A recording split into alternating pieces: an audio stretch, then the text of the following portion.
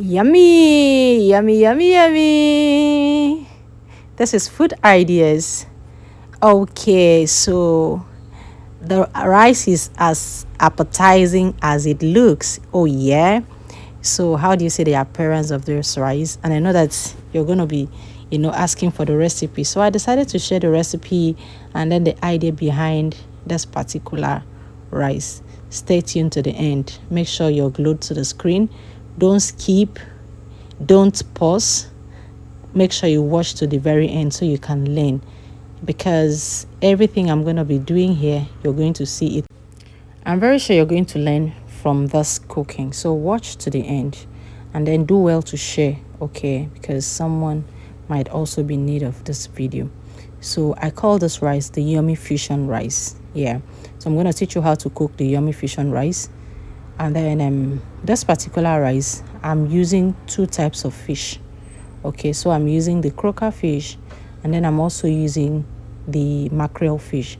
Now, the croaker fish is to be fried, and then eaten alongside, while the mackerel fish is to be shredded and used as a sauce for the rice. So keep watching and don't skip.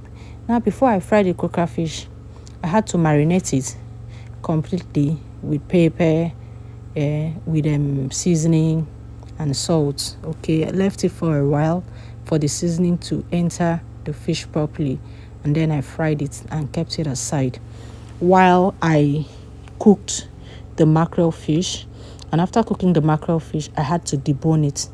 Okay, now the essence of deboning it is because I want it shredded and I want it added to the rice, so I wouldn't want to put bone in the food, of course, to avoid someone getting stuck.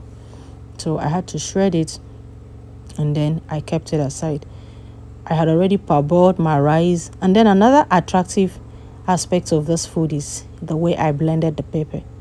Okay, so the pepper I blended in such a way that it's still very visible. So I didn't use a blender to blend my pepper.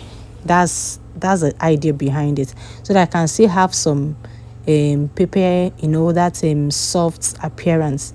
I wouldn't want everything completely blended, so I had to pound it with my mortar. Yes, I used my manual native mortar to pound it, and then this is how we started cooking it.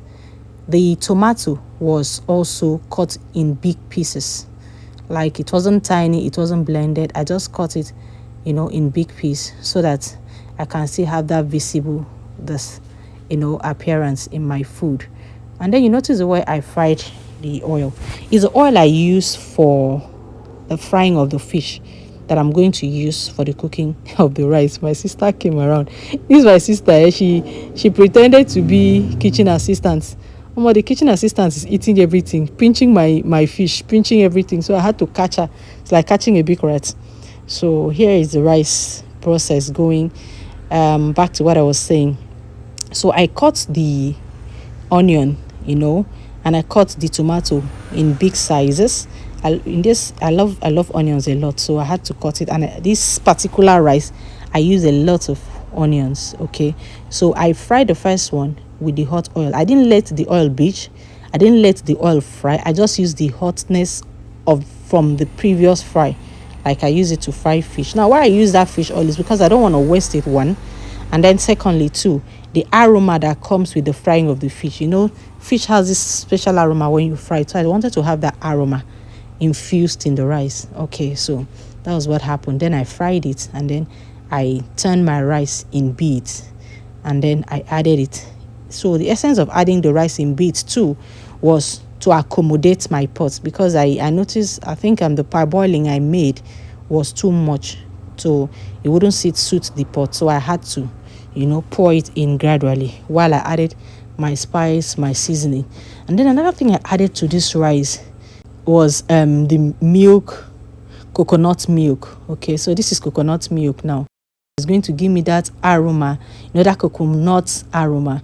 Meanwhile, if you want to know the brand I use, I didn't want to bring out the brand. If you want to know the brand I use, how I got to this stage, you can ask me in the comment section or private chat me. I will give you the complete recipe and how to go about it, just in case you don't understand the video. But I think if you watch this video, it's well explanatory. And then another thing I was looking at doing after putting everything, you can see me testing it, and I added my salt. Yeah, salt to test, always to test. And then this is the last batch of the pepper. I wanted this rice to be very peppery. You can see the rice, the tomato. And then another thing I added was my crayfish. You can see my mortar.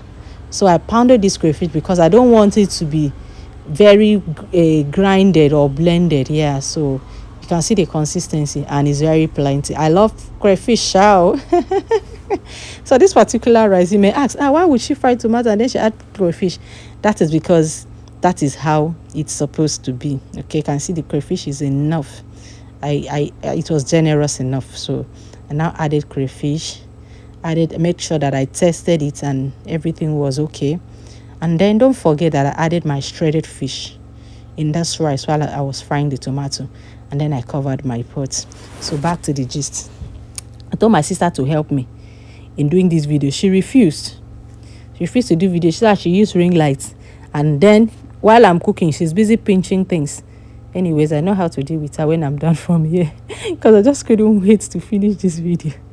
I almost break her hand, but she's just lucky. Anyway, so you can see the rice. After a while, the rice is ready. So opened it up and checked. The water is okay. You know, it's dry. The rice is soft. I like it soft, but not very, very soft. I don't like it hard too. So my food is ready. And then at this point, I'll boldly recommend this Food Ideas channel to you, just in case you're looking for food ideas to suit the family or whatever occasion. We are here for you. Just plug in, subscribe to our channel, and do well to share content. Always remember to turn on notifications so that when we upload, you'll be the first to see. Thank you for watching.